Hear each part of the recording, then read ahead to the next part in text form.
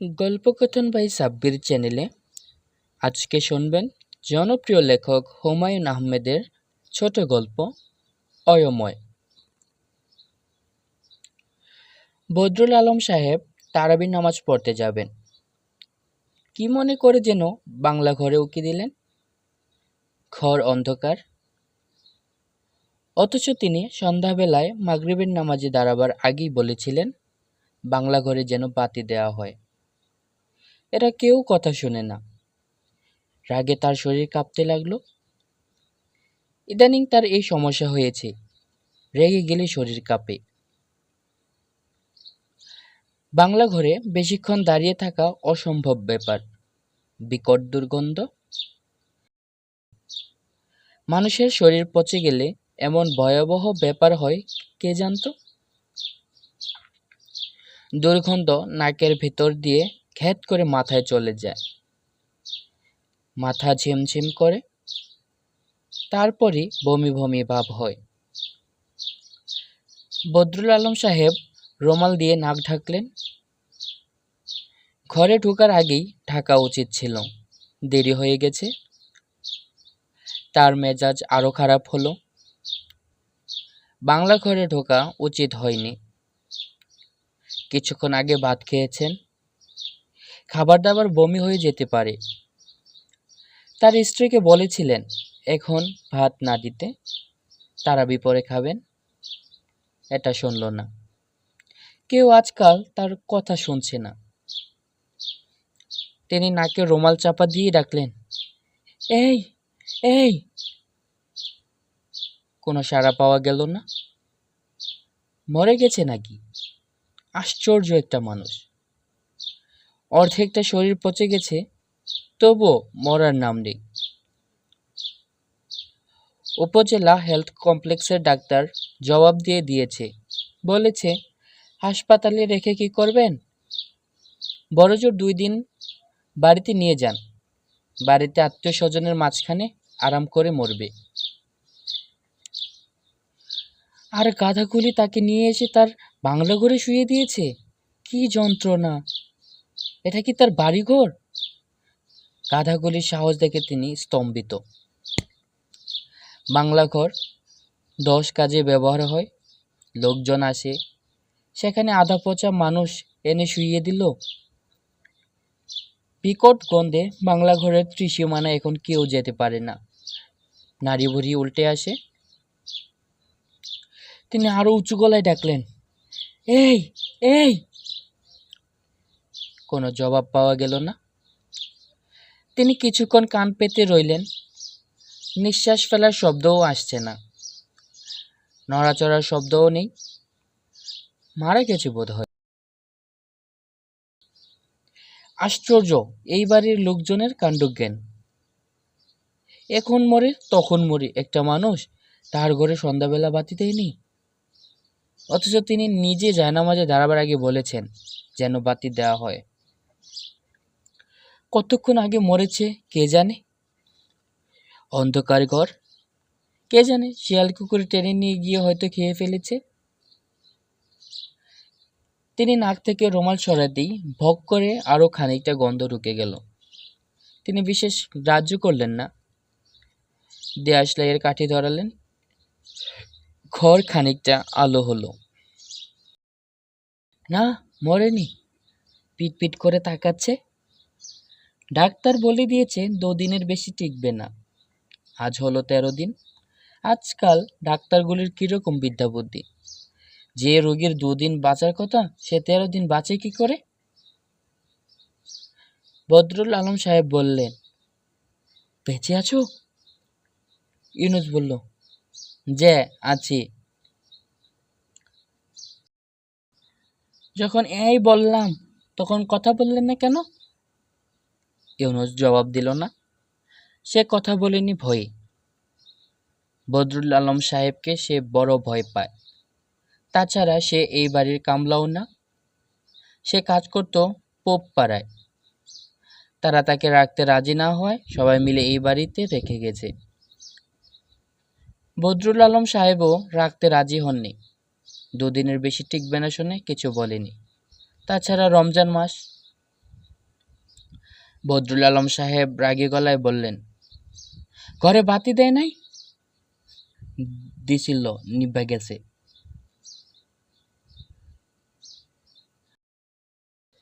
কুপির বাতি বাতাসে নিভে যাওয়ারই কথা। বাংলা ঘরে এখন কেউ আসে না, কাজেই হারিকেন দেয়া বিপজ্জনক। চোর এসে নিয়ে যাবে। এই লোক তাকিয়ে তাকিয়ে দেখবে, কিছু করতে পারবে না। ভাত দিয়েছে? জ্যা, দিয়েছে। ভাত দিয়েছে? জ্যা, দিয়েছে। আচ্ছা, ঠিক আছে। ঘর থেকে বেরোবার আগে তিনি আবার কুপি জেলে দিয়ে গেলেন। যতক্ষণ থাকে থাকুক। মসজিদে সবাই তার জন্য অপেক্ষা করছিল। তিনি যাওয়া মাত্র তারাবির নামাজ শুরু হলো। নামাজ শেষ হতে তেমন সময় লাগলো না, কিন্তু দোয়া আর যেন শেষ হতেই চায় না। এক দোয়ায় বাংলা, উর্দু, আরবি, নানান ভাষা। এই মৌলানা সাহেবের চাকরি এখনো স্থায়ী হয়নি। রমজান মাসে তার কাজকর্ম দেখে তারপর স্থায়ী করা হবে, তেমন কথা হয়েছে। বেটা সে কারণেই দোয়ার মাধ্যমে কাজকর্ম দেখাচ্ছে। দোয়ার শেষ পর্যায়ে আবার ফুপিয়ে ফুপিয়ে কান্না, বড়ই বিরক্তিকর। বদরুল আলম সাহেব ঠিক করে রাখলেন আজ মৌলানাকে দু একটা কথা বলবেন। তিনি মসজিদ কমিটির সভাপতি, তার পক্ষে এসব বলা ভালো দেখায় না, তবু বলতে হবে। মানুষের কাজকর্ম আছে, সারা রাত জেগে দোয়া পড়লে তো আর হবে না। মৌলানা সাহেব দোয়ার শেষ পর্যায়ে চলে এসেছেন। ওগো পেয়ারা নবীর পেয়ারা দোস্ত, তোমার কাছে হাত না তুললে আমরা কার কাছে হাত তুলব? কারণ তুমি নিজেই তো কোরআন মজিদে বলেছ, মারাজাল বাহরাইনে ইয়ালতাকিয়ান, অর্থাৎ তিনি বহবান রেখেছেন দুটি বিশাল জলরাশিকে, বাইনহুমা বারজাখু, অর্থাৎ তাদের দুইয়ের মাঝে রয়েছে কুদরতি পর্দা। বদরুল আলম সাহেবের বিরক্তির সীমা রইল না। আজ রাতের দোয়া মনে হচ্ছে শেষ হবে না। মৌলানাকে সাবধান করে দিতে হবে, কিছু না বললেই লাই পেয়ে যাচ্ছে। দোয়া শেষ হলো। বদরুল আলম সাহেব গম্ভীর গলায় বললেন, মৌলানা সাহেব, আপনার সঙ্গে একটা কথা ছিল। তার গলার স্বরে মৌলানা আতঙ্কগ্রস্ত হয়ে পড়ল। তিনি কি বলবেন তা শুনেই বলল, আপনার কথা মতো আমি গেছিলাম, সে রাজি হয় না। এ কাজে তো জবরদস্তি হয় না, যদি বললেন আজ না হয় আরেকবার যাব। আপনি কিসের কথা বলতেছেন? আপনি যে বলছিলেন তওবা করাইতে, তওবা করতে রাজি হয় না। এতক্ষণ বদরুল আলম সাহেবের মনে পড়ল মৌলানাকে গত সপ্তাহে বলেছিলেন যেন ইউনুসকে দিয়ে তওবা করানো হয়। একবার তওবা করে ফেললে 3 দিনের ভেতর ঘটনা ঘটে যায়। তার ধারণা ছিল মৌলানা তওবা করিয়েছে, এখন দেখা যাচ্ছে তওবা করায়নি। তওবা করতে চায় না কেন? ভয় পায়, মরতে চায় না। তওবার সাথে বাঁচা মরার কি সম্পর্ক? জন্ম মৃত্যু তো আল্লাহর হাতে। আপনি এখনই চলেন, তওবা করিয়ে দেন। আমি সামনে থাকলে অরাজি হবে না। যে আচ্ছা। তাছাড়া এখন মৃত্যু হলে তার জন্য শুভ। রমজান মাসে মৃত্যু সরাসরি জান্নাতের দরজা। কি বলেন আপনারা? সবাই হেসে মাথা নাড়ল। একজন বলল, এর জন্য আপনি যা করছেন তার বাপ মাও করতো না, বাপ মার অধিক করছেন আপনি। বদরুল আলম সাহেব উদাস গলায় বললেন, আমি তো করার কেউ না, যার করার তিনিই করেন, আমরা হলাম উপলক্ষ। ওই দিন মিয়া বাড়ির কুদ্দুস সাহেব আসছিলেন, তিনি বললেন, আপনি করছেন কি? ওরে অন্য কোন হানে ফালাই দিয়ে আসেন। আমি বললাম, রমজান মাসে এরকম কথা মুখে আনবেন না কুদ্দুস সাহেব। ইউনুসকে এক ধমক দিতে সে তওবা করতে রাজি হয়ে গেল। মৌলানা সাহেব বললেন, এইবার আল্লাহ পাক তোমাকে আযাব থেকে মুক্তি দেবেন। তাছাড়া তুমি এখন 7 দিনের শিশুর মতো পবিত্র, সরাসরি জান্নাতে দাখিল হবে। বুঝতে পারলা? যে পারছি। কার উপরে কোনো দাবি দাওয়া রাখবো না, দাবি দাওয়া তুইলা নাও। যে আচ্ছা। বললে তো হবে না, বললো কারো উপরে কোনো দাবি দেওয়া নাই। কারো উপরে কোনো দাবি দেওয়া নাই। মৌলানা সাহেব থাকেন মসজিদে। মসজিদ কমিটির পক্ষ থেকে তাকে মসজিদের পাশে একটা ঘর তুলে দেওয়ার কথা, এখনো তোলা হয়নি। সবই অবশ্যই নির্ভর করছে বদরুল আলম সাহেবের উপর। তিনি একবার হা বললেই হয়। মৌলানা সাহেব মসজিদে যাবার আগে বদরুল আলম সাহেবের সঙ্গে দেখা করে গেলেন। বদরুল আলম সাহেব বললেন, তওবা ঠিকঠাক হয়েছে? জি। অবস্থা কি দেখলেন? সময় ঘনায় আসছে, তওবার পরে 3 দিনের বেশি টিকে না, তবে এটাও টিকবে না। হয়েছে কি জানি না, শরীর পচে যাচ্ছে এই তো দেখি, গন্ধে থাকা মুশকিল। এদিকে 27 রোজায় মেয়ের জামাই আসতেছে। মৌলানা দৃঢ়স্বরে বলল, 1-2 দিনের বেশি নাই। তওবা পড়ানোর 4র্থ দিনেও দেখা গেল ইউনূস বেঁচে গেছে। প্রশ্ন করলে চিচি করে জবাব দেয়। তবে অবস্থা যে খুব খারাপ তা বোঝা যায়। আগে শরীরের পচা দুর্গন্ধ বাংলা ঘরের আশেপাশে সীমাবদ্ধ ছিল, এখন তা ভেতর বাড়ি পর্যন্ত গেছে। স্যানিটারি ইন্সপেক্টরের পরামর্শে ঘরের চারদিকে প্রচুর ফিনাইল দিয়েছেন, তাতেও গন্ধ যাচ্ছে না। তাছাড়া বাংলা ঘরের চারপাশে এখন শিয়াল ঘোরাফেরা করে, মানুষ পচা গন্ধের আকর্ষণ এড়াতে পারে না। বদরুল আলম সাহেব নাকে রুমাল চাপা দিয়ে দেখতে গেলেন। কিরে, অবস্থা কি? যে ভালো। ভালো হলেই ভালো। রাইতে বড় ভয় লাগে। ভয় লাগে কেন? কি যেন চারপাশে ঘোরাফেরা করে, চোখে দেখি না, খালি কথা শুনি। মৌলানা সাহেব এসব শুনে বললেন, সময় ঘনায় আসছে, আজরাইল চারপাশে ঘোরাফেরা করে। মৌলানার উপর বিরক্তিতে বদরুল আলম সাহেবের গা জ্বলে যায়। কি সব কথা, আজরাইল ঘোরাফেরা করে? বেটা তওবাটা ঠিক মতো পড়েছি কিনা কে জানে। মৌলানা সাহেব। জি। তওবা কি ঠিকঠাক পড়ানো হয়েছে? জি, তা হইছে। দেখেন আরেকবার পড়াবেন কিনা। কষ্ট পাচ্ছে এজন্য বলতেছি, অন্য কিছু না। আজ আরেকবার পড়াই দেব, কোনো অসুবিধা নাই। তবে দিনের মধ্যে 2বারও পড়ানো যায়, কোনো অসুবিধা নাই। এই প্রসঙ্গে রাসূলুল্লাহর একটা হাদিস আছে, প্যারা নবী বলেছেন। আচ্ছা থাক, আরেকদিন শুনবো। মৌলানা সাহেব বললেন, অনেক সময় মনের মধ্যে কোনো আফসোস থাকলে জব বাইর হইতে চায় না। জিজ্ঞেস করে দেখা দরকার কিছু খাইতে চাই কিনা, কাউরে দেখতে চাই কিনা। আচ্ছা, এটা খোঁজ নেব। দ্বিতীয়বার তওবার কথা শুনে ইউনূস বেশ অবাক হলো। চেঁচি করে বলল, একবার তো করছি, তওবার পরে কোনো পাপ কাজ করি নাই। মৌলানা সাহেব বিরক্ত গলায় বললেন, নাফরমানি কথা বলবা না। পাপ কাজ করছো কি করো নাই তার বিচার তোমার উপরে না, আল্লাহ পাকের উপরে। আবার তওবা পড়ানো হলো। বদরুল আলম সাহেব তওবা পড়ানো শেষে খোঁজ নিতে এলেন। কিরে, শরীর কেমন? যে ভালো। কিছু খাইতে মন চায়? যে না। মন চাইলে বল। তেঁতুলের পানি দিয়ে ভাত খাইতে মন চায়।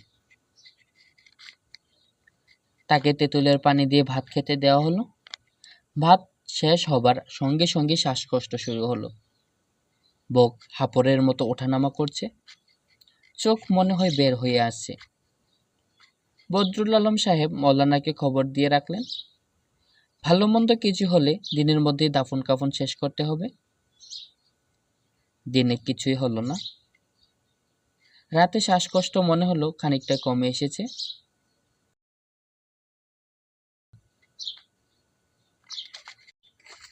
মৌলানা সাহেব ঘুমোতে গেলেন। যাবার আগে বদরুল আলম সাহেবকে বলে গেলেন, আরো একটা দিন দেখতে হবে।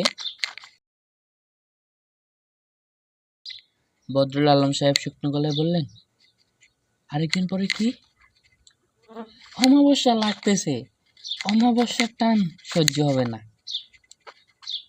বদরুল আলম সাহেব বিরক্ত গলায় বললেন, একদিকে বলেন আজরাইলের কথা, আরেকদিকে বলেন অমাবস্যার কথা। আজরাইল কি পূর্ণিমা অমাবস্যা দিকে ঘোরাফেরা করে? অমাবস্যার রাতে ইউনুসের অবস্থা খুবই খারাপ হলো। বুকের ভেতর থেকে গো গো শব্দ বেরোচ্ছে, মুখে ফেনা ভাঙছে। রাত যে কাটবে না তা বোঝাই যাচ্ছে। বদরুল আলম সাহেবের স্ত্রীও শাড়ির আঁচলে মুখ চেপে একসময় ইউনুসকে দেখে গেলেন। খাবার প্লেটে পড়ে আছে, ইউনুস ছুঁয়েও দেখেনি। তিনি বললেন, এর মুখে তোমরা পানি দাও, দেখছো না ঠোঁট চাটতেছে। আহারে! ভোরবেলা বদরুল আলম সাহেব খোঁজ নিতে গেলেন। কিরে, অবস্থা কি? ইউনুস চিচি করে বলল, যে ভালো। শ্বাসকষ্ট নাই? যে না। বদরুল আলম সাহেবের মুখ গম্ভীর হয়ে গেল। ইউনুস বলল, রাইতে একটা শিয়াল ঢুকছিল, পাও হাতে কামড় দিছে। আজ আপনি বললে দিবেন হাতের কাছে যেন একটা লাঠি দেয় আর একটা হারিকেন। বদরুল আলম সাহেব কিছুই বললেন না। তার মেজাজ রোজার সময় এমনিতেই চড়া থাকে, আজ সেই মেজাজ আকাশে চড়ে গেল। তিনি ইফতারের সময় মজনুকে বলে দিলেন, ইউনুসের হাতের কাছে যেন একটা লাঠি দেয়া হয় আর একটা হারিকেন। মজনু এ বাড়ির কামলা, তার উপর দায়িত্ব ইউনুসকে খাবার দাবার দিয়ে আসা। এই কাজটা তার খুবই নাপছন্দ, কারণ ইউনুস এখন আর নিজে নিজে খেতে পারে না, খাবার মুখে তুলে দিতে হয়। ঘেন্নায় মজনুর বমি আসার উপক্রম হয়। মজনু বলল, ইউনুস হারামজাদা বিরাট বজ্জাত। বদরুল আলম সাহেব তাকালেন। কেন বজ্জাত সেটা শুনতে চান। মজনু বলল, মৌলানা সাহেব যে দুইবার তওবা করাইলেন, কোনোবারই হারামজাদা তওবা করেন নাই। মৌলানা সাহেব তারে যে কথা বলছেন, এ মনে মনে উল্টা কথা বলছে। তোকে বলেছে কে? হ্যাঁ, নিজেই বলেছে তওবা করলে জীবন শেষে। এই জন্য। বলিস কি? হারামজাদা বিরাট বজ্জাত। মাগরিবের নামাজের পর বদরুল আলম সাহেব ইউনুসকে দেখতে গেলেন। ইউনুসের হাতের কাছে লাঠি, হারিকেন জ্বলছে। কি রে, তুই নাকি তওবা করস নাই? ইউনুস চুপ করে রইল। কেন করস নাই? আল্লাহর সাথে মশকরা? হারামজাদা, তুই তো বিরাট বদ। ইউনুস ক্ষীণস্বরে বলল, মরতে মন চায় না। দীর্ঘ সময় বদরুল আলম সাহেব ইউনুসের দিকে তাকিয়ে রইলেন। তার একটা পা ফুলে কোলবালিশের মতো হয়ে গেছে। এই পায়ে বোধহয় শিয়াল কামড়েছে। ইউনুস বলল, আপনি যদি বলেন তাইলে আরেকবার ঠিক মতো তওবা করি। থাক, আর দরকার নাই। তোর যখন অতই বাসনের শখ, দেখি একটা চেষ্টা কইরা। চল, তোর ময়মনসিং নিয়ে যাই, দেখি কি অবস্থা। ইউনুস মনে হয় কথাগুলি ঠিক বুঝতে পারে না, ঘোর লাগা চোখে তাকিয়ে থাকে। বদরুল আলম সাহেব রাতেই মহিষের গাড়ির ব্যবস্থা করেন। প্রথমে যেতে হবে নেত্রকোনা, নেত্রকোনা থেকে ময়মনসিং। সেখানে ডাক্তাররা জবাব দিলে নিতে হবে ঢাকা। মহিষের গাড়ি রওনা হলো রাত 8টায়। অঞ্চলের সমস্ত মানুষকে অবাক করে দিয়ে তিনিও সঙ্গে চললেন। অনেক দৌড়াদৌড়ি ছোড়াছুটির ব্যাপার আছে, ছেলে ছোকরাদের উপর ভরসা করা যায় না। ইউনুস, যে ঝুলে থাক, হাল ছাড়িস না, আমি আছি। ইউনুসের চোখ দিয়ে পানি পড়ে। সে প্রাণপণে ঝুলে থাকতে চেষ্টা করে। মহিষের গাড়ি দ্রুত এগিয়ে যায়। শুনলেন জনপ্রিয় লেখক হুমায়ুন আহমেদের ছোট গল্প অয়ময়। আজকে যারা প্রথমবারের মতো শুনলেন, তারা চ্যানেলটাকে সাবস্ক্রাইব করার পাশাপাশি গল্পতে একটা লাইক এবং বন্ধুদের মাঝে শেয়ার করবেন কাইন্ডলি। নিজেও ভালো থাকবেন, আশেপাশের মানুষদেরকে ভালো রাখবেন। টাটা।